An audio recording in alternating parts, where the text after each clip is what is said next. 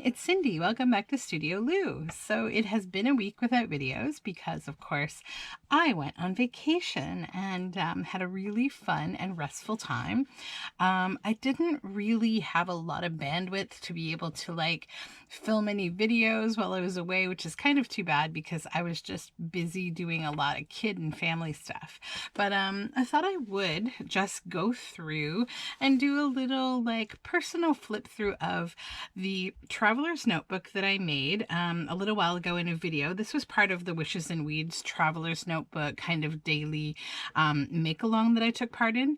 And I decided when I made those two journals that I would use them for our two vacations this year. So I wanted to have a little traveler's notebook to take on my travels and kind of document my trip, as I've never actually done that before. And now that I've started, I can totally see the joy and the fun in traveler's notebooks. So let's just do this little flip through. This is going to be sort of a vlog style video because it's going to literally be about my vacation. So I hope you enjoy kind of coming along with me. So I will open this book on up. So in the front of this book, there's a pocket here, and I just added our vacation was, it wasn't actually in the town of Newborough. It was sort of outside of it in kind of a place that has no name. And then inside of it, I just kind of wrote about where we went and what we did. I'm not worried about you seeing the address there, as it's kind of not really the address, so it doesn't really matter. Those were just kind of the details from Airbnb about how to get to the general location. It was actually a little bit of navigation that we had to do to find the place. So if that tells you anything about the remoteness of my my trip. So the property is actually a large property that's owned by a local entrepreneur in the area who has multiple businesses. And so this is one of several kind of ventures that he has, like an Airbnb on his large property. So in the front of this journal, I had this, I sort of separated the pages, like a few pages per day that I was going to use to kind of write. And then when I came home, print out little pictures. So basically this is just from June the 3rd. I talked about how we had an uneventful drive from the city down, spent some time with my parents. We had our favorite pizza, which is Prince Edward Pizza. If you're ever in Prince Edward County, you have to try it. It was a week of eating carbs for me, which is not normal for me, eating a lot of carbs. My parents took care of my dogs while we were on our vacation. This is a little look at our cabin when we got there and the dock, and it was absolutely beautiful. We had about half of the week was just, perfect, gorgeous weather, and the other half was rain. Which ended up actually not being a problem. I think we've reached that stage of life where we embrace all weather and we figure it out no matter what. So, I just said vacation day one and I'm already feeling better. It was literally two things. One, I just really needed a break from work. And two, this was the first bit of normalcy that we have had since this whole global situation started. And, yeah, it was really great to be doubly vaccinated and have our 2-week time after that. The kids aren't vaccinated, but we take precautions with them. Yeah, anyways, moving on from that. So then this was that tag that I had made that had this little kind of spot to stick something, and I'd use this CB card, and I actually need to stick a picture here. I just said the cabin itself is really nice, so I need to stick a picture on there. And I talked about the arrival at the Airbnb. So the drive was really pretty. The GPS took us on a weird back route on our way there, and it was actually really nice because I'd never seen it before, this particular path that we took. And yeah, it was really nice. The nice thing about this part of Ontario is there's a lot of between sort of, let me think, Port Hope or maybe even Prince Edward County, Kingston area to Quebec. There's a ton of nice rocky outcrops along the highway and also within the towns. And it's nice to see that because you start to feel like you're getting closer to the Maritimes. And then here I just talked about how the cabin was really comfy. It was totally like open concept and in the woods. It had like a very kind of 70s feel, a very chalet feel. The kids were like super excited. The only thing I noticed is that the water, it wasn't beachy. It was like, it wasn't a beachfront. It was more like a dock, and the water was about 12 to 15 feet right off the dock, which can be a little challenging with small kids. So, I was like, all right, tomorrow we're just going to go pick up some life jackets and see how this goes. So I'd planned to, you know, try to swim with them there, but I did find it a little challenging. I'd gone in the water myself for a little bit. The water had been a little bit choppy on the day that I did, and I didn't feel confident because I myself couldn't touch the ground. Even though I'm a strong swimmer, I was sort of not feeling like I wanted to do the life jacket strap that I used to, you know, keep even one child attached to me unless I could touch the ground myself. It's just like with small kids that can't swim yet, that's a little too risky for me, although I'm sure people do it. So then there were a lot of kayaks and canoes, stand-up kayaks, and I just thought about maybe like trying that out. And I stuck in here. I'd picked up at one of the local grocery stores, sort of like an area guide to Lanark County, and it mentions Last Duel Park, where we went, and the Maberly Playground, which is another little playground that we went to while we were there. And then as we were driving back that night from the grocery store, we actually saw 2 deer. One was a young doe and the other a young buck. This is a picture of the young buck, and they were so completely tame. Like not tame, but you know, they would stand beside the car and continue eating. They didn't feel, you know, really, really spooked, which was nice. This deer particularly, it was really cute. We saw him, as he had left the side of the road where we were watching him, he kind of jumped up and grabbed some foliage out of a tree, and we got a video, and it was really cute. And then these flowers were all over the place on the way down the dock to the waterfront behind our cabin. And I just stuck this little thing about fishing in here. It talks about the kinds of fish that you can catch: yellow pickerel, northern pike, small and largemouth bass, brown bullhead, and yellow perch. We caught several of those. Actually, I will get into the fishing expedition soon. So July the 4th, it was another beautiful day. I woke up to the sunrise while everybody else slept. I made breakfast, and then we went on our journey to a bait and tackle store for worms, and then to our local Canadian Tire there to pick up some life jackets for the kids. We made a nice barbecue lunch, and we got to chat with the people who live in the main house on the property. We ended up finding out that the property is owned by the owner of a really amazing distillery called Top Shelf Distillery, and that the people who live in the house are his, like, one of them is his employee, his distillery manager, and they're the ones who are getting to kind of work on the property. And it was like a really interesting, you know, kind of business relationship. Like this you know, gentleman who owns the distillery, he's a very successful business person, and I mean, we sort of like looked him up and found that he's like, he has a ticket for like the first trip to space. He's like one of these kind of Bill Gates type people, like, or not Bill Gates, but like, you know, a tech guru kind of guy with a big history in that field. So it was really interesting to kind of read about him. And then later we got to meet him, well, my daughter and my husband did. So, then I talked about how the hosts were just really nice. They had a really sweet dog named Chase, and both of my kids loved the dog. This is my daughter fishing and catching her first little fish. This was a little bass, and she caught many of them. This is only our second time like taking her fishing. She has this little Tinkerbell fishing rod, and she had a lot of fun learning to use it. And like, I come from a family where my father was he still, you know, goes fishing from time to time, but he used to be very, very huge into fishing.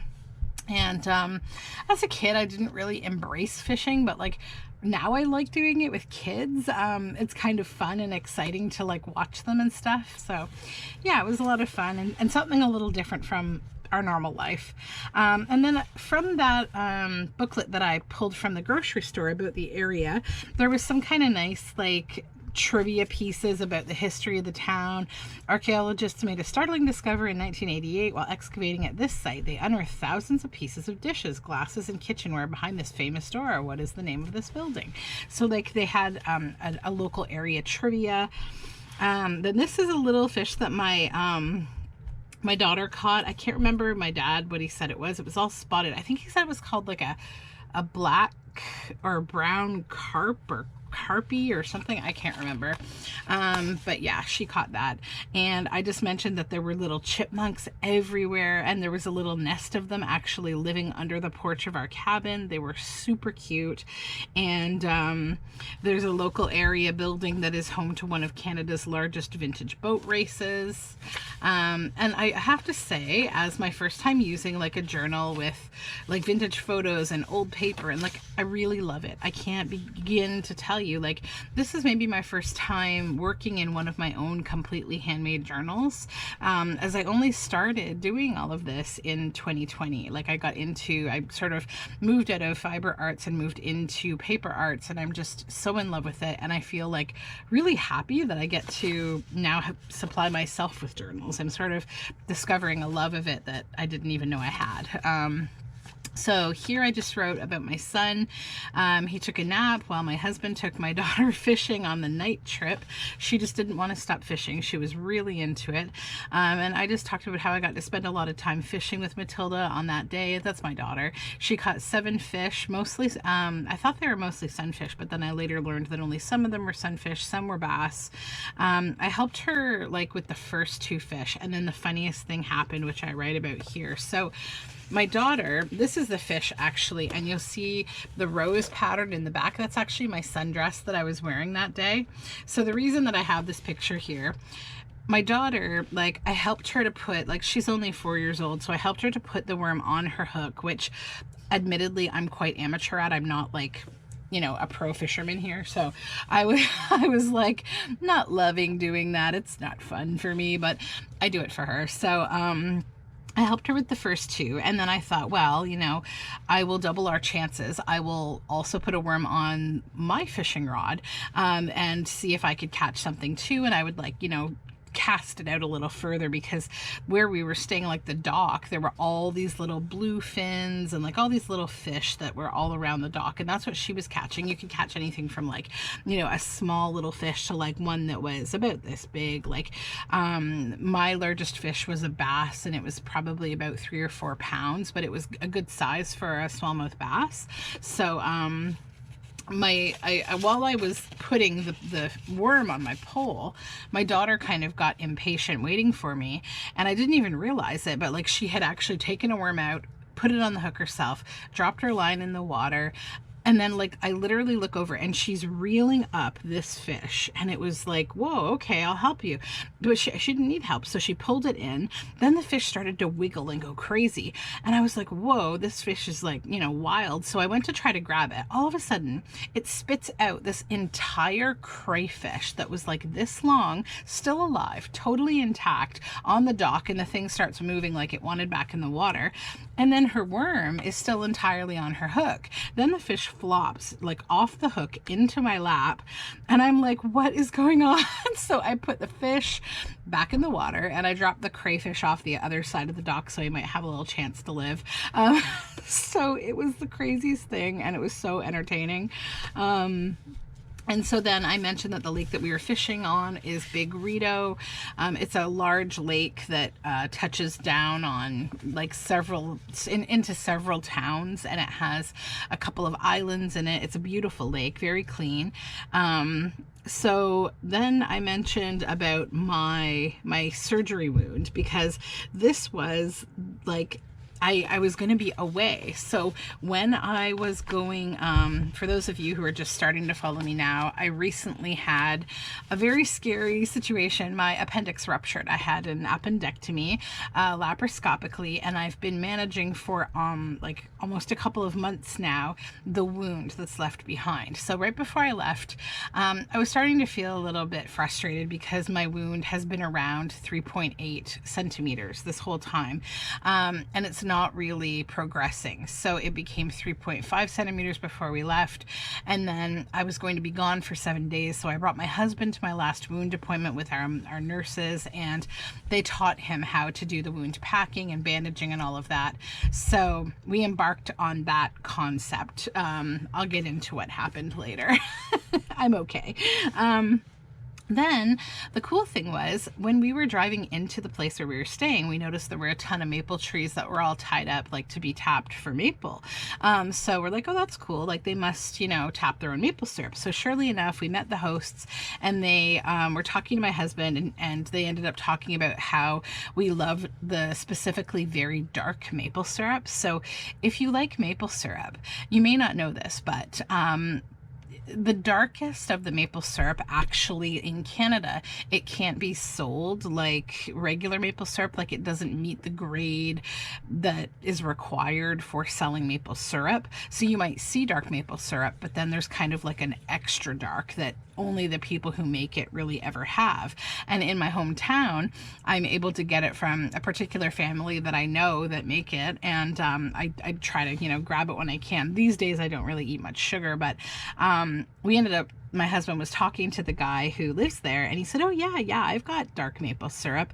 And we ended up buying a bottle from them, like a huge bottle for $20, and it's like amazing. And they gave us like kind of complimentary, like a smaller bottle for our pancakes in the bed and breakfast, because they give them out, you know, complimentary, and the kids loved it. We made pancakes. It was really nice.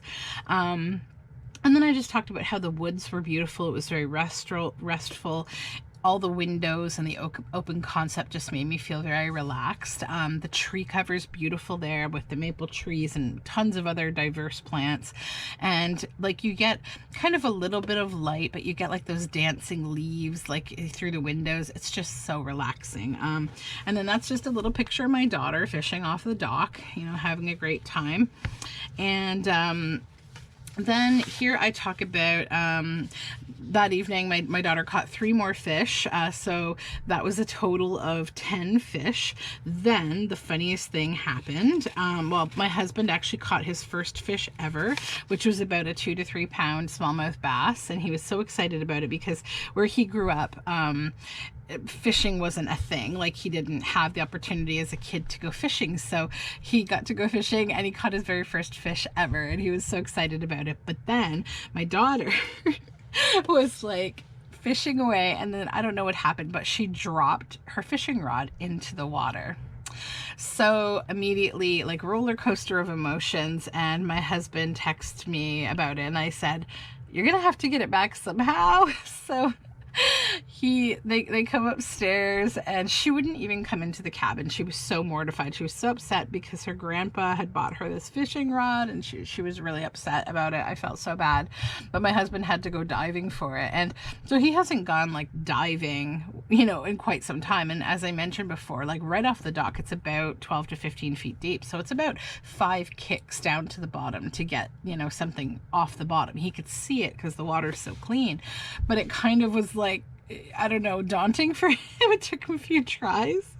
So then he finally got it, and she was so happy, and all the drama kind of melted away. Then she picked a tiger lily and she gave it to the gentleman who runs the property, and he was like so impressed. Like she loves to give flowers to people. Like that's one of her, she's a very kind little girl who just really wants to make friends. And so yeah, that was not any different when we were away. So he gave her a big freezy. She was pretty happy about that. We finished that evening with a nice barbecue. We made medallion steaks, peppers, onions, and mushrooms, and I treated myself to some smashed potatoes because after all, it was vacation. So then after a day of fishing, Matilda had a bath in the tub. There was a nice jetted tub, and we watched a movie, and we had a really cozy night. My son had a late nap, and so Mike had to stay up with him, my husband, for a bit before he settled in. But this is my little guys curled up in a chair reading a Christmas cookie book that was left in the cabin that we were staying in. They were having a great time. So then these are just a few pictures of our day on July 5th. So I did a little mushroom hunting in the morning, and then we drove into the town of Perth, where they have this mammoth cheese of Canada. This isn't real cheese, it's kind of sculpture, but it's about the history of what was. In fact, this is the real size of the mammoth cheese from like a turn of the century kind of cheese festival where Sir Thomas Lipton, yes, of Lipton tea fame, awarded this cheese. He had paid to have it shipped overseas to himself, and then something, I don't know, he no longer wanted it because he felt that it had lost its flavor in the trip. So then it was somehow purchased by somebody else, and then it won all these awards for flavor. It's like this whole history. It's amazing. It's called the Mammoth Cheese of Canada, and I'm sure if you look up Perth, Ontario Mammoth Cheese of Canada, you'll find the history. And then this is my daughter reeling in a fish, and she was doing this thing where she would just be like, it's okay, calm down, you know, because I had told her about, like, you have to wait a minute for them to stop flopping all over when you first catch them, and you just let them kind of calm down. And the thing about like sunfish, bass, like all those kind of fish, they have those very sharp fins. Those are they dorsal fins, those top fins. They're basically just like a hypodermic needle if you get stabbed by them. So, and you want to try to prevent that because like you could get an infection. So you want to wait for them to just calm down. Oops, we have a little bee here. He's gone. Ugh. I had the window open and a bee came in. That was the bee. So yeah, anyways, the fish, you have to just kind of wait for them to calm down, and then you can kind of just hold them gently while you can, you know, gently take the hook out of their lip. So I try to be as careful as I can because we threw most of them back, and you don't want to hurt them. So anyhow, July the 5th, I woke up early again after a reasonable night of sleep, but my daughter had crawled up in our bed in the middle of night, and I was just talking about how, like, you know, how does a 4-year-old take up an entire king-size bed, like king-size bed? My son had been sleeping really well in his bed.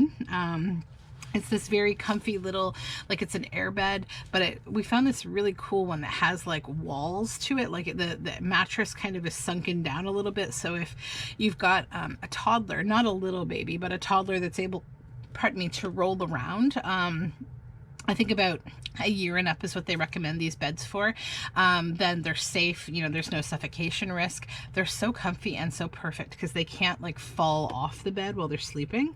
And then I just added this little sticky about Murphy's Point Provincial Park, which is a nice provincial park area with like beautiful like trails.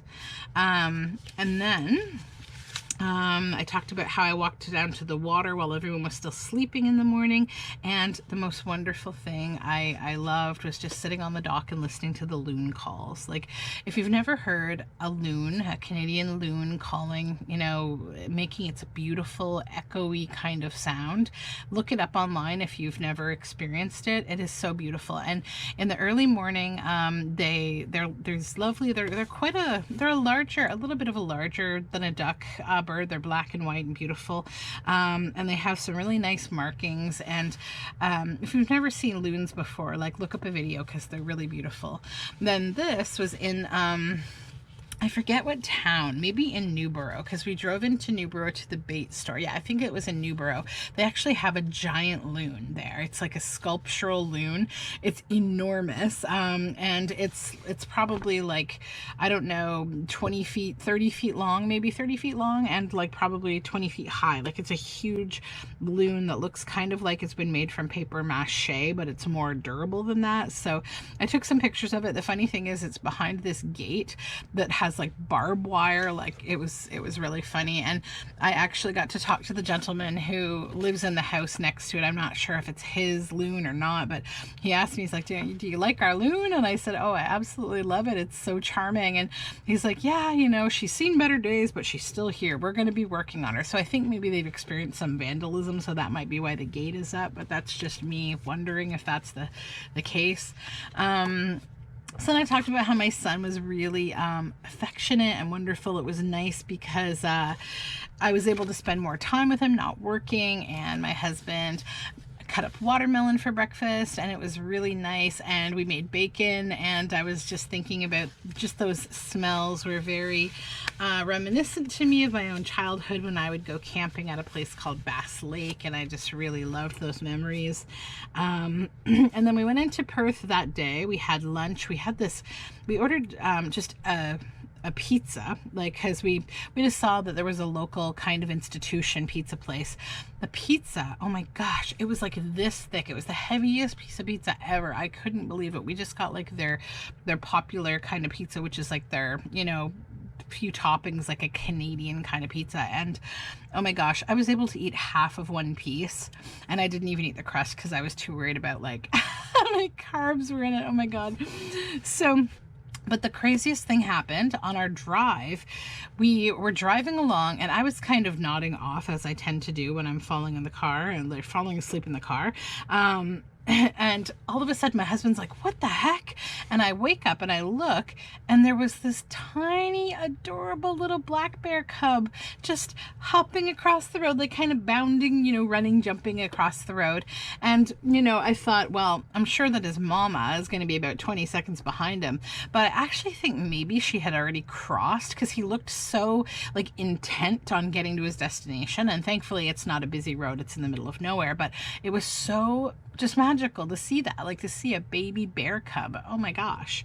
So then I wrote a little bit about how I hate gypsy moths and how gross they are. Unfortunately, they were everywhere, even up in that area. Like everywhere I go, there's gypsy moths. They're horrible. And they're now getting into their gross cocoon stage, where they're like cocoons everywhere, and there's like this hairy kind of mass over them, and they're coming out of their cocoons, and I hate them. So anyways, then I mentioned that last night we went for a drive to a sandy beach. We found a really nice little Lions Club beach, and I thought this would be the perfect thing to do for swimming, because again, I didn't feel super comfortable with trying to swim off the dock with the kids. So we had a beach so close to us, and it was a really quiet one, which is exactly what I'm looking for these days, because the kids aren't, you know, vaccinated, and I don't want to be around a lot of people.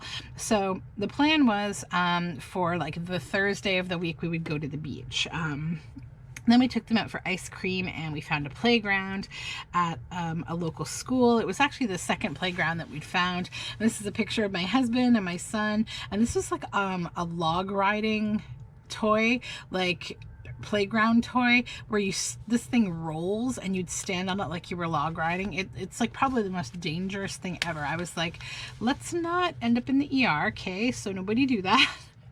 So then I just added a little snippet of the downtown of Perth and Perth Wildlife Reserve and Perton Conservation Area. We didn't go to these places while we were there, but I thought it would be nice in case we want to go back to have these references of these kind of local events, and I've done that sort of throughout here.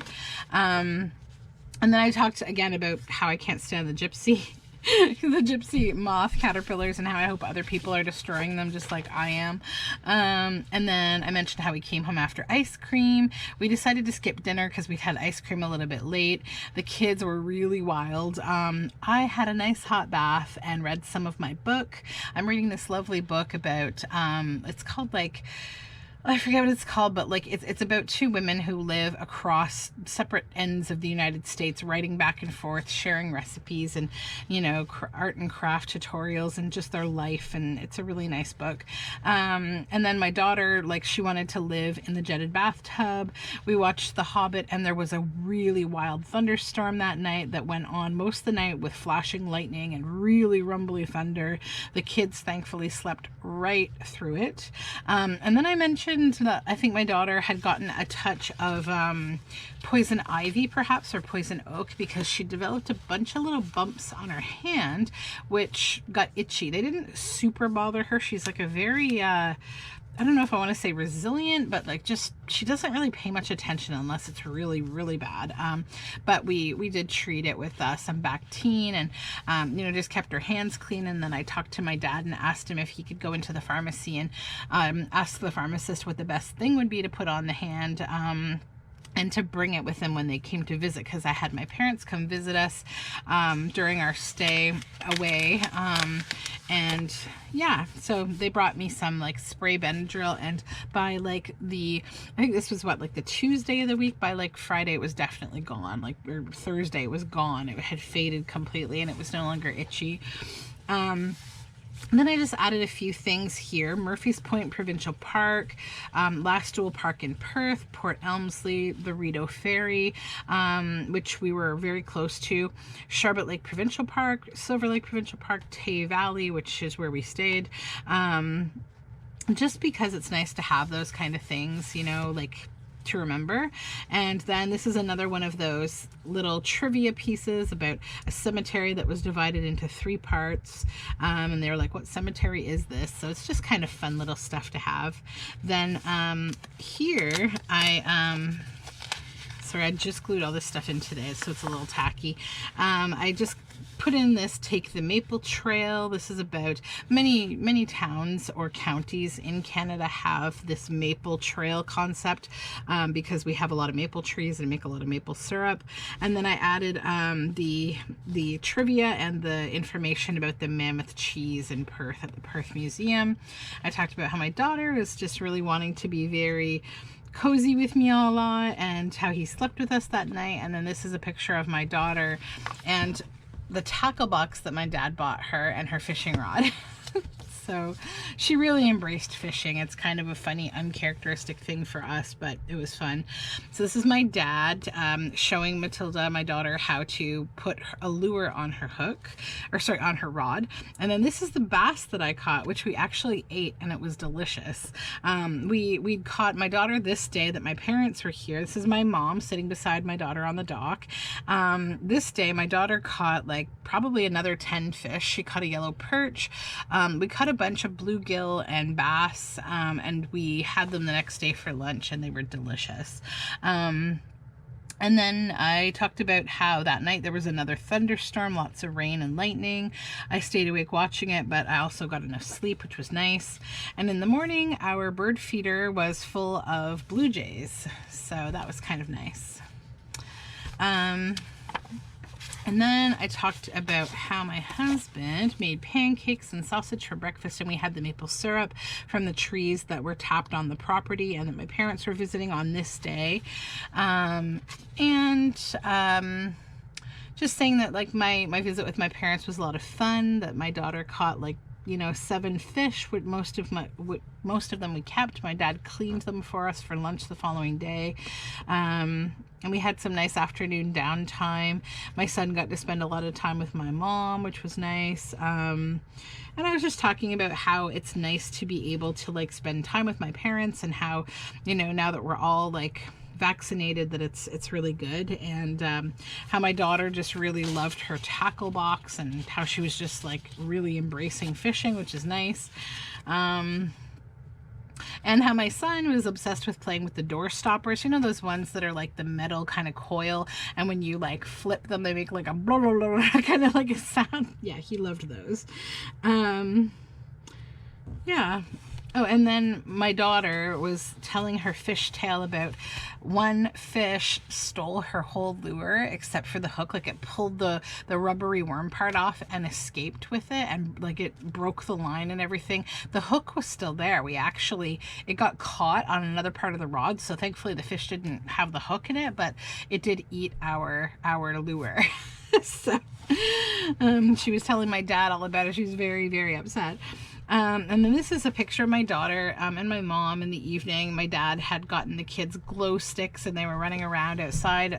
We had a campfire, and the most beautiful thing, there were fireflies everywhere, and I haven't seen fireflies in years. Like, I don't know if it's where I live right now, but like I haven't seen them in years. I don't think that they're as plentiful as they used to be, but they were everywhere, and it was so nice.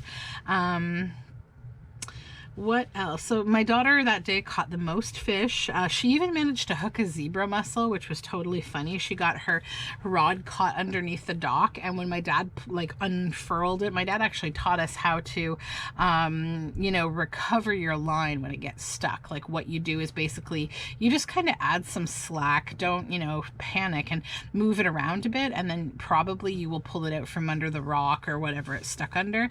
So then I talked about how I caught a bluegill with no bait when my rod was hanging off the dock because I was putting another worm on my daughter's hook. Then I decided I would go sit in the sun, and I tossed my hook in the water without any worm, and immediately that's when I caught that big bass, like the 4-pound, you know, bass. So after fishing, the kids had a bath, and my dad cleaned up the fish, and we got our campfire going. We made s'mores. I got maple marshmallows and these giant rainbow marshmallows. And yeah, the best part was that there were fireflies everywhere. And then I came inside with my mom to get the baby cleaned up, and my daughter, my dad, and my husband stayed outside for a bit longer. And I was just talking about how like it kind of reminded me of our camping trips as a kid, and how like my dad always tries to make things really fun for the kids, and they had a lot of fun with the glow sticks. And that my son was just being like really affectionate and, you know, had a lot of fun with my parents. This is our campfire. And then on July the 7th, it was a rainy day, so we had to forego the beach. We took a drive into Perth, and we stopped at a couple of thrift stores, and I was able to take my daughter into a Salvation Army, which was nice because it was like, you know, the numbers are so low here. Like the COVID numbers are very low. They're under, I think, 200 in all of Ontario, and where we were staying, they're pretty much non-existent. So my daughter wore a mask, and she was amazing. She was friendly and distant from people, and just really good. She picked out a toy drill, a little this little like booklet thing that had a pen in it. It was like, she loves any kind of little gadgetry, and a bee coloring activity set. And then we had some french fries at one of the many really nice, like really good like roadside chip trucks. Then we had a bit of cozy time indoors and did some fishing in the rain, and then I had a bath and read my book, and it was great. And talked about in the morning of that morning that it was nice. We had coffee and chocolate. It was overcast. There was, in the morning when I woke up, I looked out the back window, and there was a doe just eating plants right outside the window, and the kids were listening to music. And then the kids started to get restless, so I took my daughter fishing. We noticed that the fish were starting to get really smart, though, that they were able to like pull the worm right off the hook as you were lowering it into the water. And then this is a picture of me trying to take a picture of this beetle that was on the outside of the screen, and you just see my daughter kind of photobombing me in the background. Then we watched a movie. We went out for a scenic drive. We saw a beautiful fox in this really nice cottagey little area. It was a very sleepy town, Newborough, and outside of Newborough there were lots of little towns and hamlets. There were all kinds of cattle there, and little mini horse and donkey farm. We saw lots of sheep, and we even saw some goats just kind of wandering alone, which was interesting. And then I just kind of talked about how it was nice in the thrift store, like to be able to go shopping with my daughter. Then this is a couple of pictures. So this is a picture of like a turn of the century lock system. So the boats go through this way and the cars drive that way. I was able to get a video of it. It's actually pretty cool. Like, so if you imagine like a dock, kind of that goes this way and the cars drive this way. Well, they have these two levers that a person kind of on the side of the dock turns one, and one person standing on the dock turns the other, and it turns the entire dock sideways to get it out of the way. And then on one side of the dock, there's this like, well, like it's like a lock system. It is a lock system. It brings the height of the water up, up, up, up, so that the boat can rise up with the water to be able to cross over to the higher water area on the other side of the lock. So there's several historic locks in this area that we stayed, and They were really cool to watch. And that's my son enjoying his chocolate cake that Grandpa brought him. And we watched the movie Wish Dragon on Netflix, I think, and it was really nice. And I did that with my son while my husband took Matilda down to fish again until late. And that night, the owner of the property was there, and my husband got to meet him, and they had like a professional scuba diving instructor there who was teaching them how to do some scuba diving. And he was also going to do like a team event with them the following day in the saltwater pool that they have. And I think they want to add scuba diving like to the Airbnb experiences kind of on the property. So they were doing that, and it was a lot of fun. So then the next day, July the 8th, no beach again because of rain. So we had to get creative. Like, this is one of those times where, like, you know, you're on vacation, it's raining. You can either be depressed and do nothing, or like you can just embrace it. So we're trying to embrace it, and we are so glad that this happened. We ended up finding this place called Wonderland, the Barnyard Zoo. I'm not like usually someone who goes to a lot of zoos, but this is my kind of quote unquote zoo. It's a family owned farm with a ton of animals and just amazing care. Like, the place is immaculately taken care of. The family live there, and they really have kids in mind. It's like they had all sorts of playground equipment, like really beautifully built, like better than most municipal facilities, like, and tons of like stuff that, like, I really got a sense that they kind of got a lot of stuff from thrift stores, like, that were safe, like those little plastic cars, tractors, wagons that kids can ride around in.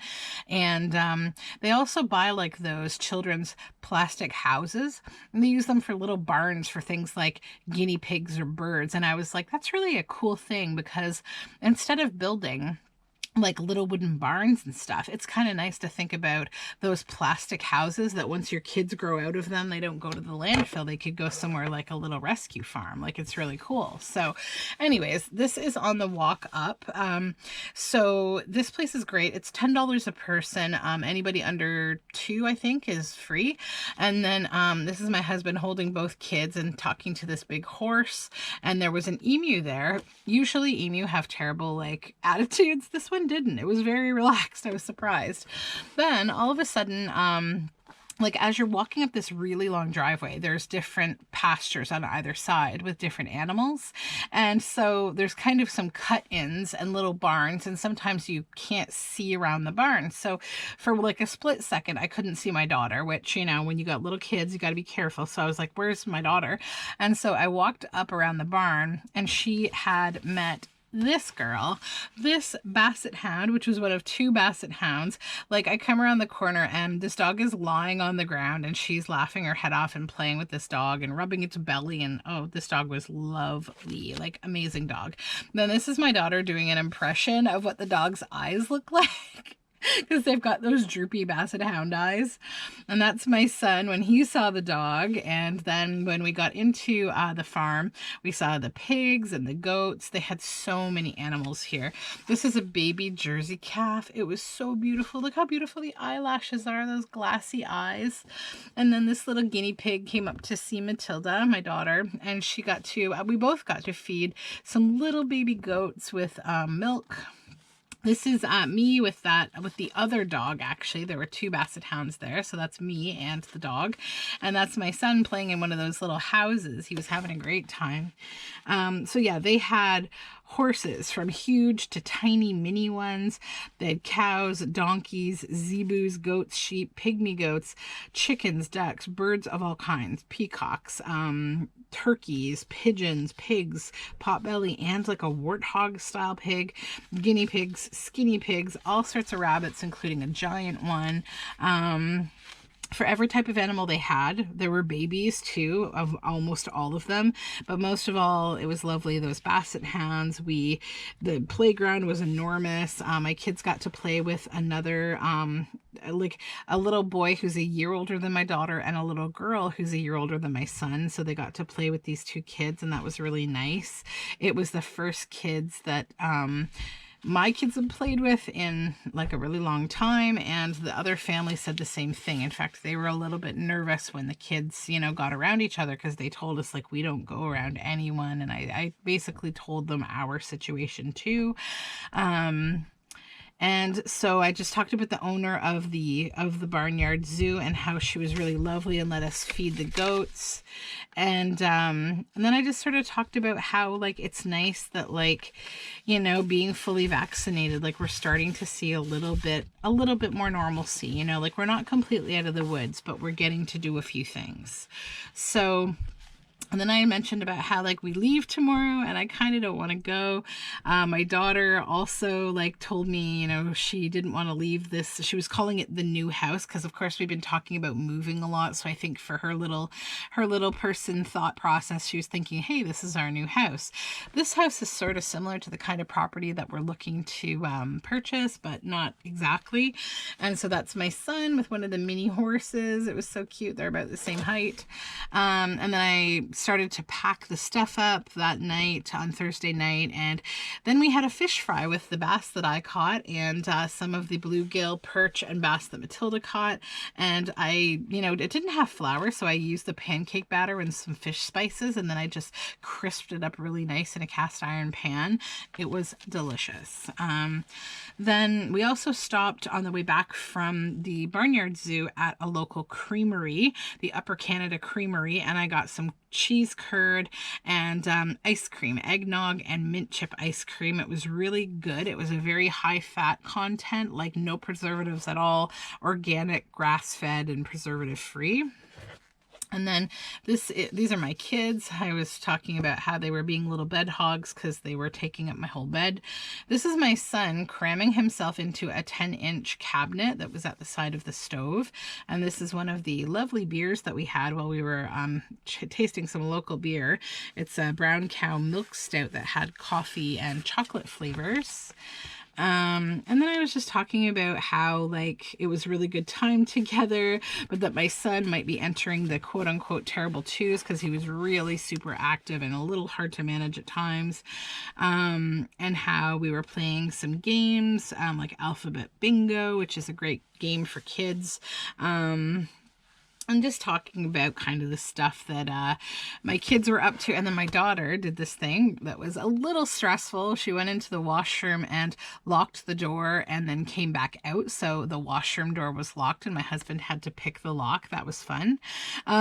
Then on the day we left, it was a sunny, cool morning, and I was thinking it's probably going to be a hot day. We had breakfast, we cleaned up, and we checked out around 9:30. And I was just saying, like, I'm really going to miss the scenery, but not the bugs. The deer flies, mosquitoes, and gypsy moths were so annoying. We all got our share of mosquito bites, but it was worth it. So then we went to visit my parents on our way back because their home is sort of the halfway point between our home and where we stayed. So this is my mom and my daughter doing some watercolor painting. And then I added the little sticker for Top Shelf Distillers, which is the local distillery where we stayed. And this is some more of that trivia history from the area. And then this is a picture of my son eating an orange creamsicle at my parents' house. And then I was just talking about when we were leaving, the locks were in use, so we waited for the locks. It was really cool to see like the boats go through, and I was just talking about how I'd like to get a boat in the future. After we passed through the locks, we saw a huge peregrine falcon standing and chirping in a tree. Yeah, so just talking about the drive to my parents' house. And then, oh yeah, so my daughter helped my parents make a couple of really yummy pizzas. She did the toppings and she had a lot of fun. She helped my mother wash dishes. She was really into washing dishes. And then my dad bought her like a new fishing rod that's like a really fancy one. It's probably a few years advanced for her, but she will start using it, I'm sure.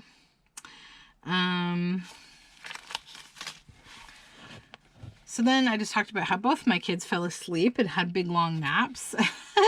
And we just kind of had a bit of a relaxing day and then got everybody packed up.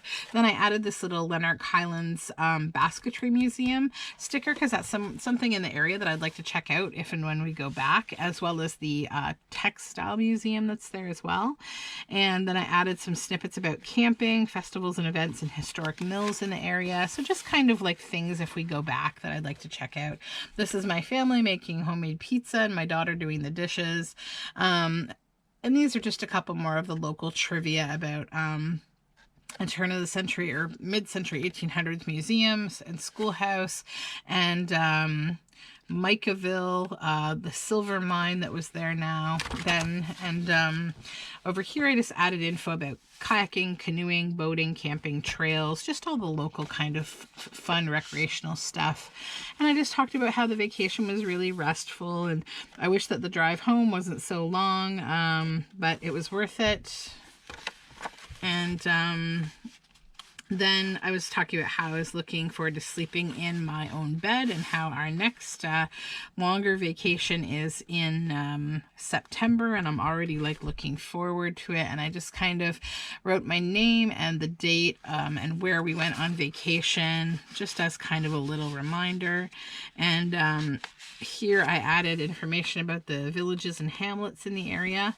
And then back here I just added a couple more things in this pocket, just about like the Lanark Highlands, the Scottish-Irish tour, local attractions, the archives, the Big Ben and Ian Millar, Dalhousie Historic Library and Museum, the Hall of Remembrance Museum, and the Lanark and District Museum. So just kind of cool stuff to know about if you go to the area. So that wraps up my little vacation from my traveler's notebook point of view. And I'm really happy that I had the book with us, and that I was able to do some documenting of the time that we spent there. It was a lot of fun, and I think it'll be nice to have this. I'm thinking about, you know, some other vacations that we've taken in the past, and thinking how nice it might have been to have that with us. But now I know the beauty of a traveler's notebook. So if you are interested in a traveler's notebook of this style, I do have several in my Etsy shop, Studioloo on Etsy.